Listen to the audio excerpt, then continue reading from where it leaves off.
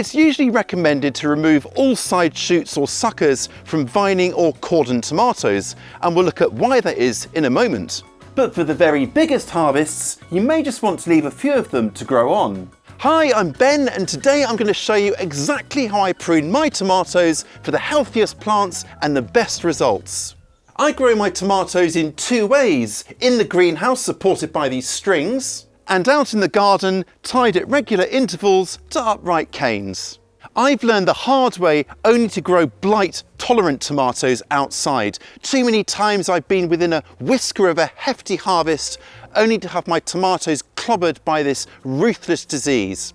Blight resistant varieties, however, can get a hit of blight and then push on through with fresh growth. And this is the first reason to prune our tomatoes, to remove excess foliage so more air and light can reach all parts of the plant.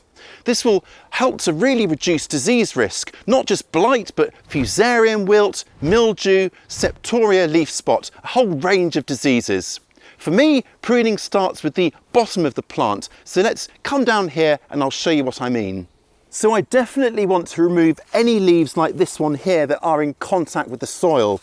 Wet leaves are a real danger point for disease, so by cutting them free of the often damp soil, well, we're greatly reducing that risk.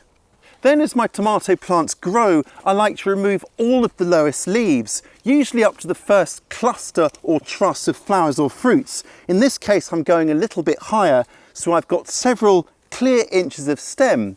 Now this has two impacts. First, it improves airflow so that leaves dry out a lot quicker after each watering, and because the leaves are slightly further away from the soil, it minimises splashback, which means the leaves stay a lot drier and gives fungal spores a much harder time. It also means I can grow lower growing plants at the base of my tomatoes. That might be salads, basil, or as in this case, a companion flower like marigolds. And if you missed our recent video on this pest preventing flower, I will link to it in the description below so you can watch it after this. And then there are the side shoots or suckers on vining or cordon tomatoes, also known as indeterminate tomatoes, because they don't have a predetermined height to which they grow. In fact, this main central vine or stem here can grow on, and in commercial greenhouses they reach epic heights, coming near the top of the greenhouse, and then they're often trained to dangle back down again like big jungle vines. Come in closely here and you can see one of the suckers developing. So this here is the main stem, and the leaves come off it at a roughly 90-degree angle, and where they join is the leaf node. But if we come up here, we can see a sucker. So we've got this leaf coming out as normal, but then at a 45-degree angle here at the leaf stem union is this sucker, this one here. So this is what we're looking for. If we were to leave this, it would grow on and effectively produce another stem with suckers of its own. This would create a much bushier plant. That's fine if you've got space, but in a confined area like this, with more plants packed in, we need to remove them to ensure that all-important airflow. Now the easiest way to do that with little suckers like this is just to simply pinch them off between your finger and thumb like that.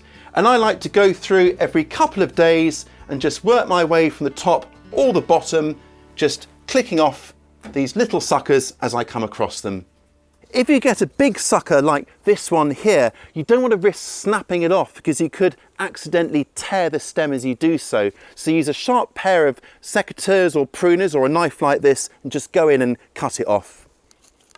If you have spotted any signs of diseases anywhere on your tomato plants, then it's good practice just to wipe the cutting blade clean with something like isopropyl alcohol.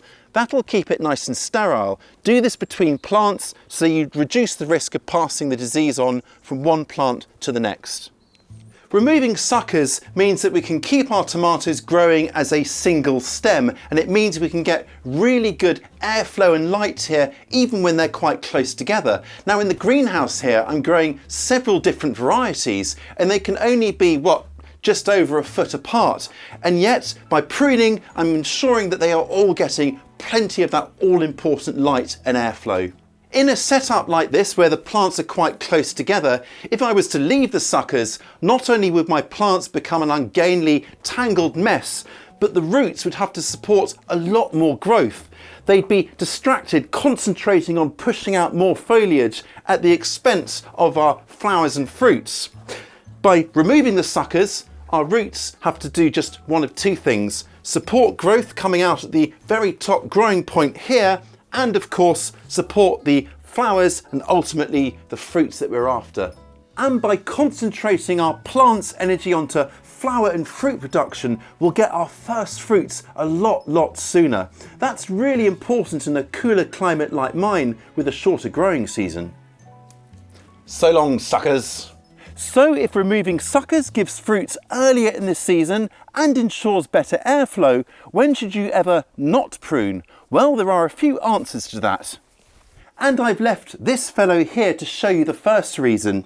Now, if you have more room, then you could leave one or potentially two suckers to grow on to produce a multi-headed tomato. So if I left this guy to grow on, it would produce another full-on vine with its own suckers and so on, and I could tie this to create a double-headed tomato. So I could secure another string at the bottom of the plant here and then just pass it up here and tie it up as I have the other strings to the top here like this. What I can now do with the string in place is just weave this sucker into place as I've done the main stem, and in time this will produce another vine like this, giving me a double-headed tomato. Potentially this will give me twice as many fruits because I've now got two main vines. This is a really great way to make individual plants go that much further, though if I was going to do this, I'd need to leave a bit more space between my plants. But if you're on a budget, well, you can get essentially twice as much from just one plant. However, we are on a bit of a space constraint here, so I'm going to remove this sucker to make sure all my plants have enough room. If you're in a warmer climate like mine, then you can make use of these larger suckers here by turning them into cuttings. Just remove the lowest leaves to reduce stress on the little cutting here from evaporation, and then either pop it into a little glass of water like that, or alternatively, you can pop it into a little pot of all-purpose potting mix. Now keep this nice and moist, and once you see new growth on here or new roots on here, then you know you've got young little plants ready to transplant. This is great in warmer climates because you'll have fresh new plants for free that will keep on fruiting way into the autumn. Not so much a problem in my climate, but another reason you might want to leave a few suckers to grow on is to shade slower growing tomatoes to prevent sun scald, kind of like sunburn. You can let the suckers grow on just enough to shade those tomatoes and then pinch off any growth beyond that. Another reason you might want to leave a few suckers, say 2 or 3 to grow up your tomato plants, is for more fruits. Now, this summer is winding up to be one of the hottest on records, and at the moment we're getting temperatures often associated with Mediterranean climates. It means growth has been absolutely stellar. But what it means is that in the greenhouse anyway, we're already at the top of the supports there, and there isn't much room to carry on growing. So once I pinch out the growing points, well, I've essentially stopped plants growing, and all of the fruits that are already forming will ripen up quite quickly, and then I'll be left with nothing else. So I have a tactic in hand. Let me show you what I mean. I've come outside to show you this because this is the best example of what I'm trying to explain. So I've got my main stem here and then this sucker coming off here. But look here, it's also producing some flowers, and these will then produce fruits. So I could leave this to grow on, just pinch out the top beyond the flowers, and then I've got one simple truss of flowers and then fruits growing on from this sucker. Now if I left say 2 to 3 of these on each plant in the greenhouse there, well, I'd be getting that much more fruit. So it's a great way of getting even more from my plants. If you're gardening in a really warm climate with a nice long growing season, then you may find that pruning isn't even necessary at all, because there will be plenty of time left for all the fruits that form on all the side shoots to nicely ripen. However, I would still remove those lowest leaves to ensure good airflow, because diseases will still be an issue. So we've had a look at how to prune vining or indeterminate tomatoes. The other type of tomato are determinate or bush tomatoes. Now I'm not growing any of those this year because I just reckon I can get more plants of different varieties into the space I have using vertical growing indeterminates. But if I was to grow bush types, here's how I would prune them. Firstly, I would tie the main stem to a sturdy cane or stake, just to keep the plants upright so they don't flop over under the weight of all those fruits. Pruning would actually reduce how much fruit you get, because the fruits in bushy tomatoes are produced at the end of each sucker or stem, so by pruning them you'd lose all those fruits. What I would do, however, is remove those lowest leaves again, just to improve airflow and to reduce the chances of splashback. And that honestly is it. So if you're not sure about pruning and you don't like the idea of it, Determinate or bush tomatoes could be for you. Pruning tomatoes needn't be complicated, and I hope this video has given you the confidence to keep your tomatoes trimmed and handsome. Now, if you haven't seen our Sowing to Harvest tomato growing masterclass video, well, check it out here. And down there is that video on marigolds that I mentioned earlier. Keep on pruning, and I will catch you next time.